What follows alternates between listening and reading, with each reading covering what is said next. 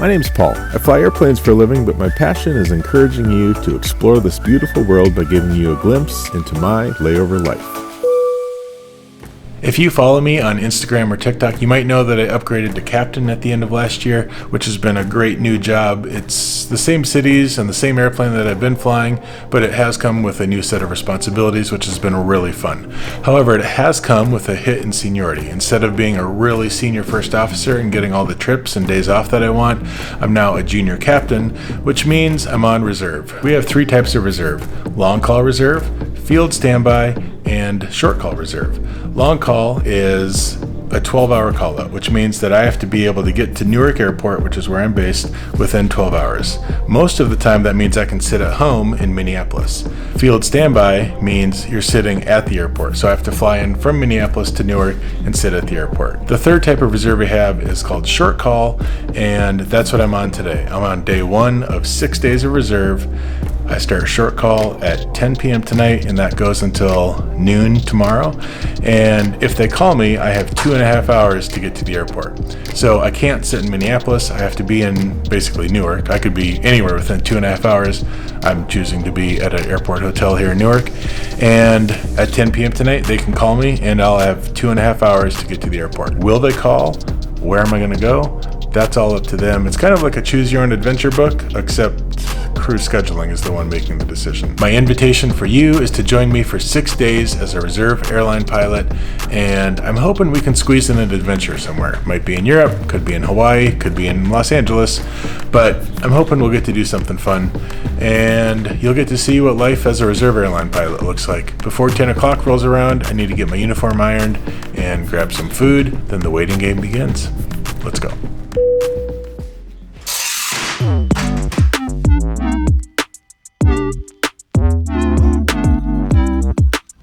Hi, can I place an order to pick up, please?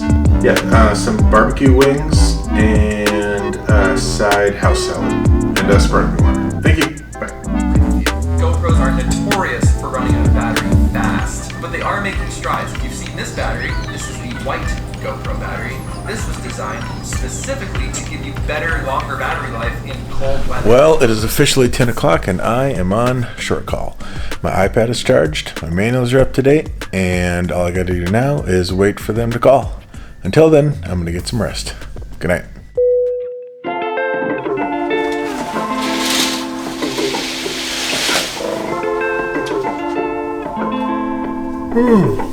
Well, good morning.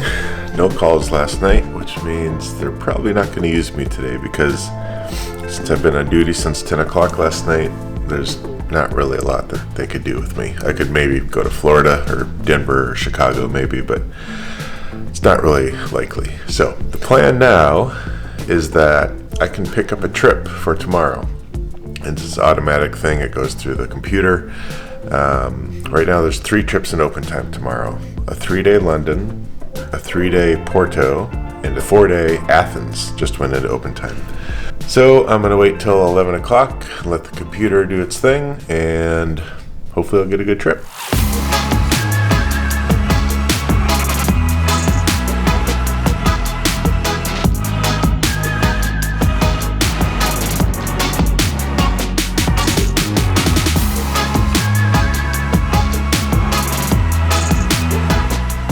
I just got a text that I picked up a trip, London. Alright, well, that's not bad. So now I go to London tomorrow at 8 in the morning and have a, how long is the layover? 33 hours. It's pretty good. Then I get back to Newark at around noon on whatever, 3 days from now. Which, today's my 2nd day of reserve. Tomorrow will be my 3rd day, so that'll bring me into day 5. And since you have to have 24 hours off after an international trip, that basically kind of gives me the 6th day off, because they can't really use me after that. So, sweet. All right, back to this workout.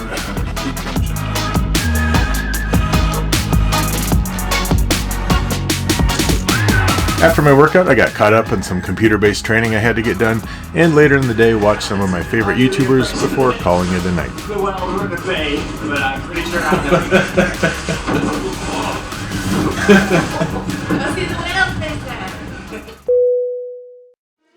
The flight to London started like most trips. I met the crew in the flight planning area where we talked about the flight plan and the weather. We also called our dispatcher for a briefing. After we headed to the plane, I briefed the flight attendants. The relief pilot did the pre-flight walk around while the first officer and I got the cockpit ready to go. Then we all briefed the departure, which includes our plan for a rejected takeoff, an engine failure, and even wind shear. After the gate agent brought us our final paperwork, we got our pushback clearance, and we're off to London. United 934 Heavy, wind 100 at 4, runway 22 right at Whiskey, cleared for takeoff.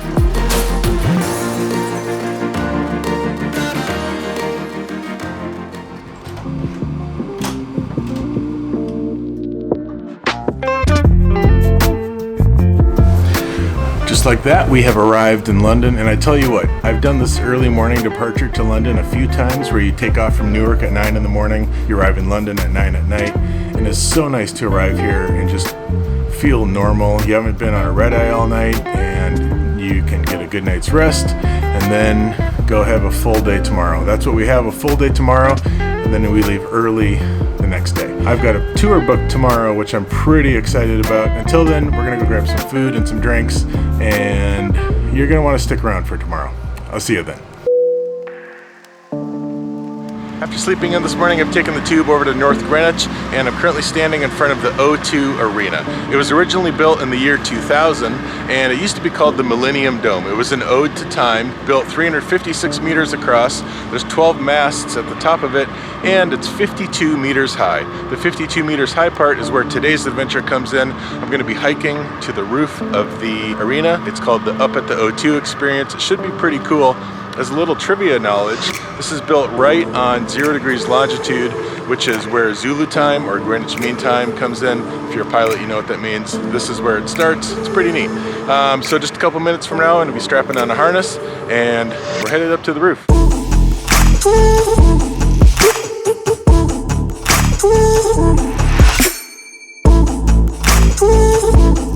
We have arrived at the top. It's quite a quick trip, probably 10 to 15 minutes maybe. And you get up here, it's a 360-degree view of the whole city. It's absolutely incredible.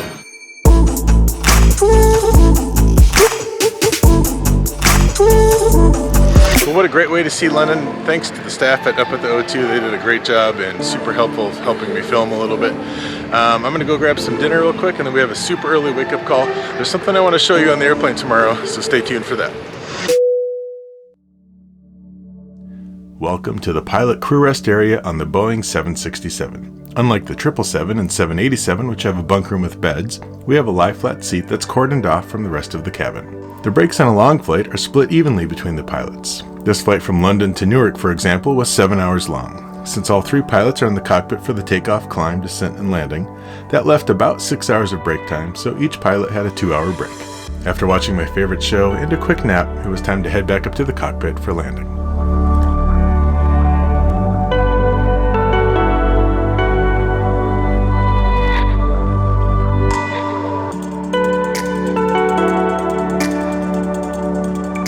After our arrival into Newark, I said goodbye to the passengers, gave a quick cockpit tour to one of our future pilots named Lily, and then went over to the next available Minneapolis flight. The next flight home was a Delta flight, which was full. So I waited around to see if any seats opened up, but ultimately, I did not make it, which surprisingly doesn't happen very often. There was another United pilot ahead of me, another Minneapolis commuter named Karen, and she got there before me, and that's kind of how it works. You get there first, and then you get to go. So with it being spring break, it's not that uncommon to miss a flight, but you know, it's just part of the deal. So I have about an hour before the next flight, which is a United flight, leaves, and there's like 3 seats open on that, and I'm number 1 on the wait list. So that should work out. I should get a seat and be home in time for dinner.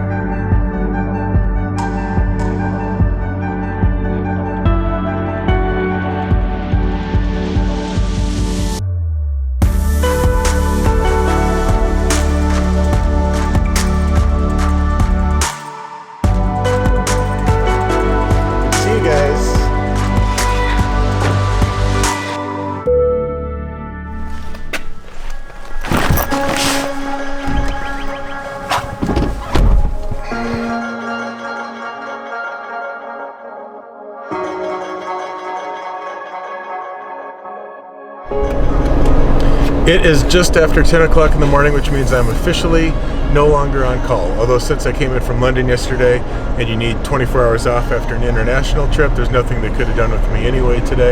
So last night I got to have dinner with my family. This morning I drove my kids to school, had coffee with a friend, and I'm just about to pull into the gym here.